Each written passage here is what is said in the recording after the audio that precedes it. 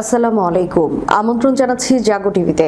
আপনাদের সাথে আছি মমতাজ শাহিন রুম্পা। শুরুতেই জানাবো আপডেট। কুয়েতে ব্যাপক হামলা, ফাইবার অপটিক ড্রোনের মাধ্যমে সুনির্দিষ্ট আঘাত, বিশাল বিস্ফোরণ। সাম্রাজ্যবাদের গোরস্থান ইরান, এবার হবে কি? পর্দার আড়াল থেকে কিভাবে ইরানকে পরিচালনা করছেন মোজতবা খামেনি, বেরিয়ে এলো চাঞ্চল্যকর তথ্য। মার্কিন প্রতিনিধিরা পৌঁছানোর আগেই পাকিস্তান ত্যাগ করল ইরানের পররাষ্ট্রমন্ত্রী এবং প্রতিনিধি দল। কেন বিশেষ দূতদের পাকিস্তান সফর বাতিল করলেন ট্রাম্প? মার্কিন নৌ অবরোধের মধ্যেও টিকে যাবে ইরানের অর্থনীতি। এবারে বিস্তারিত। কুয়েতে ব্যাপক হামলা, ফাইবার অপটিক ড্রোনের মাধ্যমে সুনির্দিষ্ট আঘাত, বিশাল বিস্ফোরণ। উপসাগরীয় অঞ্চলে আবারও উত্তেজনা চরমে পৌঁছেছে। ভোরে ইরাক থেকে নিক্ষিপ্ত বিস্ফোরক ড্রোন হামলায় কুয়েতের উত্তর সীমান্তের একাধিক ফাঁড়ি ক্ষতিগ্রস্ত হয়েছে। কুয়েতের প্রতিরক্ষা মন্ত্রণালয় এক বিবৃতিতে এই হামলাকে পাপিষ্ঠ আগ্রাসী হামলা বলে অভিহিত করেছে। নিরাপত্তা বাহিনী তাৎক্ষণিক ব্যবস্থা নিলেও ব্যাপক হতাহতের খবর পাওয়া গেছে। এই ঘটনার জন্য ইরাকের ভূখণ্ডে সক্রিয় ইরান সমর্থিত গোষ্ঠীগুলোকে দায়ী করা হচ্ছে, যা এই অঞ্চলে একটি সম্ভাব্য নতুন যুদ্ধফ্রন্টের ইঙ্গিত দিচ্ছে। কাতার ভিত্তিক সংবাদ মাধ্যম একটি প্রতিবেদন অনুযায়ী ইরাক থেকে পাঠানো দুটি ফাইবার অপটিক তার নিয়ন্ত্রিত বিস্ফোরক ড্রোন কুয়েতের উত্তর সীমান্তের ফাঁড়িগুলোতে আঘাত হানে। এই ফাইবার অপটিক প্রযুক্তি ব্যবহারের ঘটনা বিশেষভাবে তাৎপর্যপূর্ণ। এই প্রযুক্তির ড্রোনগুলো ইলেকট্রনিক জ্যামিং সিস্টেম দ্বারা প্রভাবিত হয় না, যা আধুনিক যুদ্ধক্ষেত্রে একটি গুরুতর চ্যালেঞ্জ। হামলার পরপরই ইরাক কিংবা কোনো নির্দিষ্ট গোষ্ঠী দায় স্বীকার না করলেও গোয়েন্দা বিশ্লেষকরা ইরানের দিকেই আঙুল তুলছেন। সূত্রগুলো জানাচ্ছে, ইরান সমর্থিত গোষ্ঠীগুলো সম্প্রতি প্রতিরোধ অক্ষের সমন্বয় জোরদার করেছে এবং কুয়েতকে সরাসরি হুমকি দিচ্ছিল। এই আক্রমণ সম্প্রতি মাসগুলোর একটি প্যাটার্নের অংশ। এর আগেও কুয়েতের নিরাপত্তা বাহিনী হিজবুল্লাহ ও ইরানের সাথে সম্পর্কযুক্ত একাধিক গোপন নেটওয়ার্ক ও ঘুমন্ত কোষ উন্মোচন করেছিল। সৌদি আরব, বাহরাইন, সংযুক্ত আরব আমিরাত এবং মিশর এই হামলার নিন্দা জানিয়েছে। এই হামলাটি ইঙ্গিত দেয় যে যুক্তরাষ্ট্র ও ইরানের মধ্যে চলমান যুদ্ধবিরতি কার্যকর থাকলেও এই অঞ্চল ইরানের বাহিনীগুলো অন্যান্য ফ্রন্ট সক্রিয় রাখতে যাচ্ছে। বিশেষত কুয়েতের মতো কৌশলগত অবস্থানে থাকা দেশগুলো এখন সরাসরি হুমকির মুখে। সাম্রাজ্যবাদের গোরস্থান ইরান, এবার হবে কি? মধ্যপ্রাচ্যের আধুনিক ইতিহাসকে বিশ্লেষণ করলে দেখা যায় এটি মূলত অবমাননা এবং সেই অবমাননা থেকে জন্ম নেওয়া মর্যাদার বিপ্লবের এক নিরন্তর দ্বন্দ্ব। দীর্ঘ সময় ধরে এই অঞ্চলে ঔপনিবেশিক শক্তির অনুপ্রবেশ এবং খবরদারি একটি নির্দিষ্ট ধরন তৈরি করেছে। ইতিহাস সাক্ষী যে কোনো জাতিকে যখন বারবার অসম্মান করা হয়, তখন তারা দমে যায় না, বরং তাদের ভেতর প্রতিরোধের আগুন আরো তীব্রভাবে জ্বলে ওঠে। ইরানের ক্ষেত্রে এই চারিত্রিক বৈশিষ্ট্যটি সবচেয়ে স্পষ্টভাবে ফুটে উঠেছে, যা বর্তমানে বৈশ্বিক রাজনীতির এক গুরুতর সমীকরণ হয়ে দাঁড়িয়েছে। 1892 সালের তামাক বয়কট থেকে শুরু করে 1906 সালের সাংবিধানিক বিপ্লব পর্যন্ত প্রতিটি ঘটনা প্রবাহে ইরানের সাধারণ মানুষ, ব্যবসায়ী এবং ধর্মীয় নেতৃত্বের এক অভূতপূর্ব ঐক্য দেখা গেছে। এটি কেবল নির্দিষ্ট কোনো পণ্যের বিরুদ্ধে প্রতিবাদ ছিল না, বরং ছিল বিদেশি শক্তির হাতে দেশের সার্বভৌমত্ব তুলে দেওয়ার বিরুদ্ধে এক জাতীয় প্রতিরোধ। যখনই কোনো সাম্রাজ্যবাদী শক্তি মনে করছে তারা ভয় দেখিয়ে বা নিষেধাজ্ঞা দিয়ে একটি জাতিকে বশীভূত করবে, তখনই ইরান প্রমাণ করেছে যে অবমাননা কখনো আনুগত্য তৈরি করে না, উল্টো এটি সমাজ মানুষে এমন এক ক্ষোভের সঞ্চার করে যা সময় মতো এক মহাবিস্ফোরণে রূপ নেয়। মোহাম্মদ মোসাদ্দেকের নেতৃত্বে 1951 সালে ইরানের তেল সম্পদ জাতীয়করণ ছিল সার্বভৌমত্বের পথে এক সাহসী পদক্ষেপ। কিন্তু মার্কিন যুক্তরাষ্ট্র ও ব্রিটেনের চক্রান্তে 1953 সালের অভ্যুত্থান সেই স্বপ্নকে সাময়িকভাবে ধূলিসাৎ করে দিয়েছিল। শাহের শাসন পুনরায় চাপিয়ে দেওয়ার মাধ্যমে পশ্চিমারা যে বার্তা দিতে চেয়েছিল তা হলো মধ্যপ্রাচ্যে কোনো স্বাধীন সত্তার স্থান নেই। তবে 1953 সালে সেই জখম ইরানিরা ভুলে যায়নি, বরং দশকের পর দশক ধরে পুঁজিভূত হওয়া সেই ক্ষোভে 1979 সালের ইসলামী বিপ্লবের মূল জ্বালানি হিসেবে কাজ করেছিল। বর্তমান সময়ে ডোনাল্ড ট্রাম্পের নেতৃত্বাধীন মার্কিন প্রশাসনের ইরান বিষয়ক দৃষ্টিভঙ্গিকে ইতিহাসের সেই পুরনো অক্ষরত্বেরই পুনরাবৃত্তি বলা চলে। ইরানকে এবং তাদের হাজার বছরের সংস্কৃতি ও রাজনৈতিক বিবর্তনকে বুঝতে না পারাটা কেবল অজ্ঞাত নয়, বরং এটি একটি ঐতিহাসিক অন্ধত্ব। ট্রাম্পের ভাষায় ইরানিদের প্রতি যে অসম্মানজনক শব্দ ব্যবহার করা হয় তা মূলত ইরানের জনগণের ভেতরকার ঐক্যকে আরো দৃঢ় করেছে। পশ্চিমারা যখন মনে করছে তারা শক্তি প্রদর্শন করে ইরানকে নতজানু করবে, ঠিক তখন তখনই ইরানিরা তাদের ইতিহাসের গভীর থেকে শক্তি সংগ্রহ করে পাল্টা চ্যালেঞ্জ ছুড়ে দিচ্ছে। ইতিহাসের এই একই চিত্র আমরা আলজেরিয়ার আমির আবদেল কাদেরের প্রতিরোধে, সুদানের মাহদি আন্দোলনে কিংবা লিবিয়ার শেশুনি অর্ডারের লড়াইয়ে দেখেছে। প্রতিটি ক্ষেত্রেই আধ্যাত্মিক শক্তি এবং সাধারণ মানুষের মর্যাদা রক্ষার লড়াই সাম্রাজ্যবাদী শক্তিগুলোকে নাস্তানাবুদ করেছে। মরক্কোর রিফ বিদ্রোহ থেকে শুরু করে মধ্য এশিয়ার নকশবন্দি সিলসিলার প্রতিরোধ পর্যন্ত সবখানেই একটি সাধারণ সত্য স্পষ্ট: যখনই সাধারণ জীবনযাত্রাকে কামানের গোলার মুখে ফেলা হয়েছে, তখনই সেই সমাজ এক অপরাজেয় প্রতিরোধ বাহিনীতে রূপান্তরিত হয়েছে। ইরানের উপর দশকের পর দশক ধরে চলা চাপ এবং সাম্প্রতিক সামরিক উত্তেজনা কোনো বিচ্ছিন্ন ঘটনা নয়। তিউনিসীয় কবি আবু আল কাসিম আল সাব্বির সেই বিখ্যাত সতর্ক বাণী আজ সাম্রাজ্যবাদী শক্তিগুলোর জন্য প্রাসঙ্গিক হয়ে দাঁড়িয়েছে।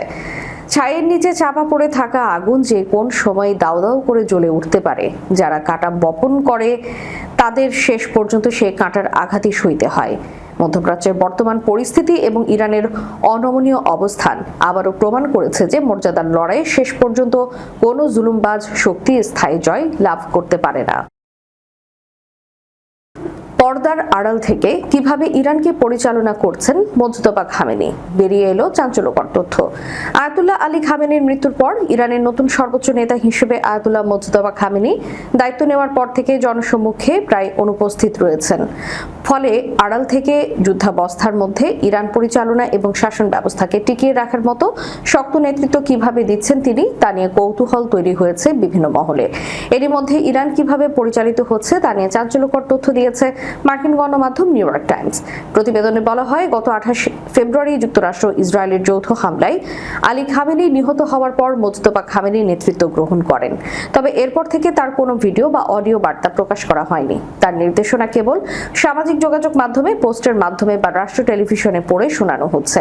একজন ইরানি কর্মকর্তার বরাতে প্রতিবেদনে উল্লেখ করা হয়, নতুন নেতা ইচ্ছাকৃতভাবেই নিজেকে আড়াল রাখছেন, কারণ তিনি প্রথম প্রকাশ্য বক্তব্যে দুর্বল বা অসহায় হিসেবে নিজেকে দেখা দিতে চান না। খামেনিকে ঘিরে নিরাপত্তা ব্যবস্থা এখন নজিরবিহীন পর্যায়ে পৌঁছেছে। প্রতিবেদনে বলা হয়, ইসলামী বিপ্লবী গার্ডের শীর্ষ কমান্ডার এবং সরকারের উচ্চ পদস্থ কর্মকর্তারাও তার সঙ্গে সরাসরি দেখা করা থেকে বিরত থাকছেন।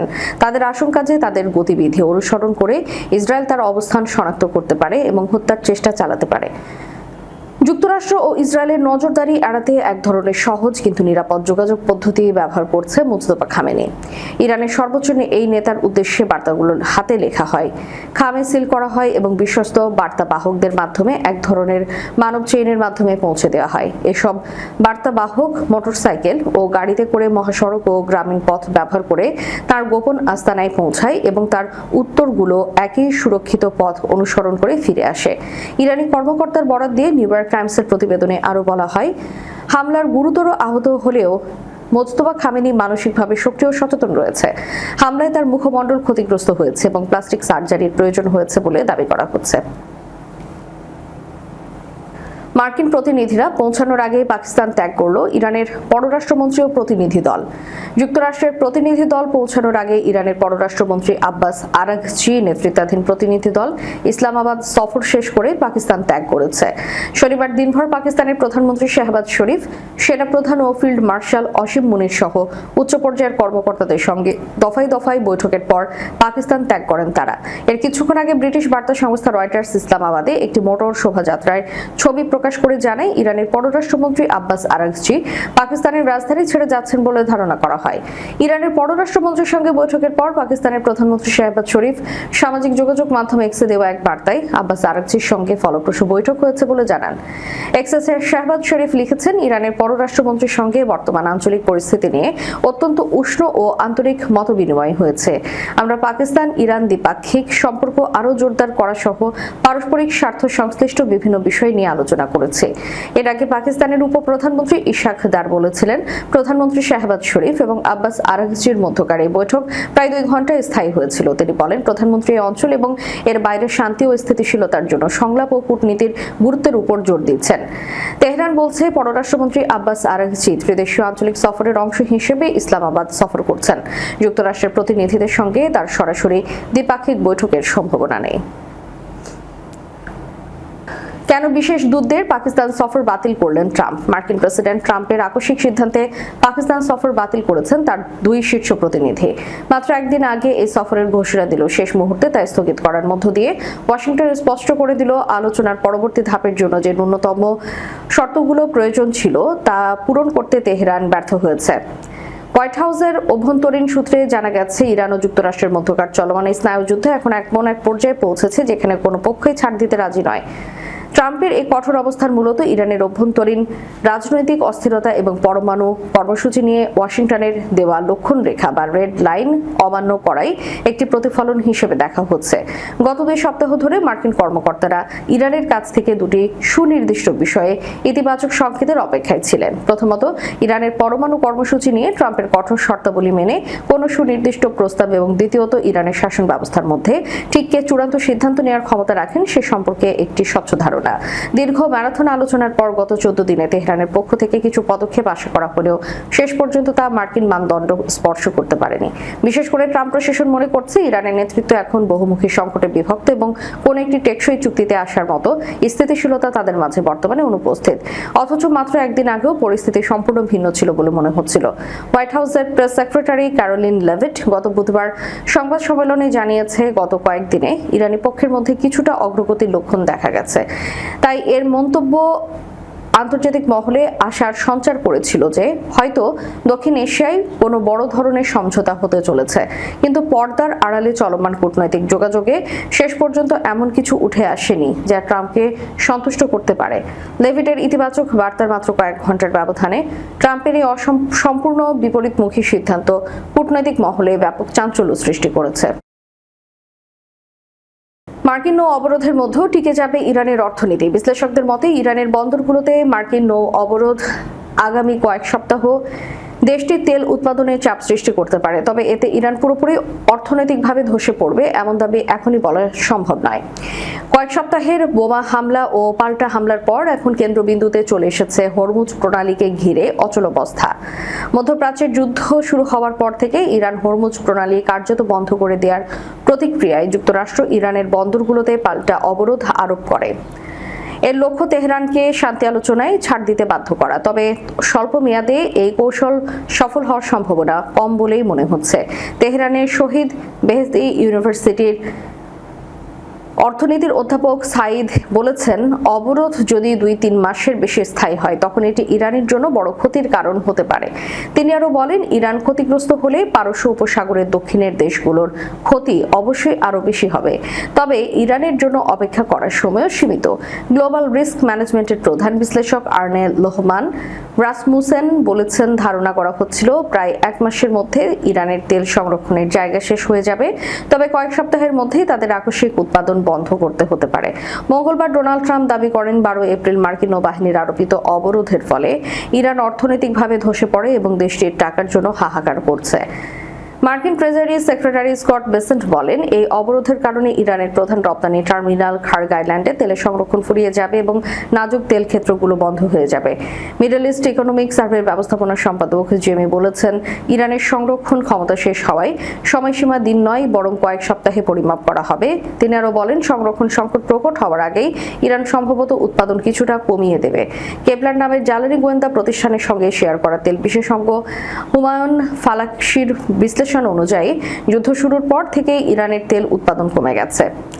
মার্চে উৎপাদন দৈনিক প্রায় 2 লাখ ব্যারেল কমে 3.68 মিলিয়ন ব্যারেল দাঁড়ায়।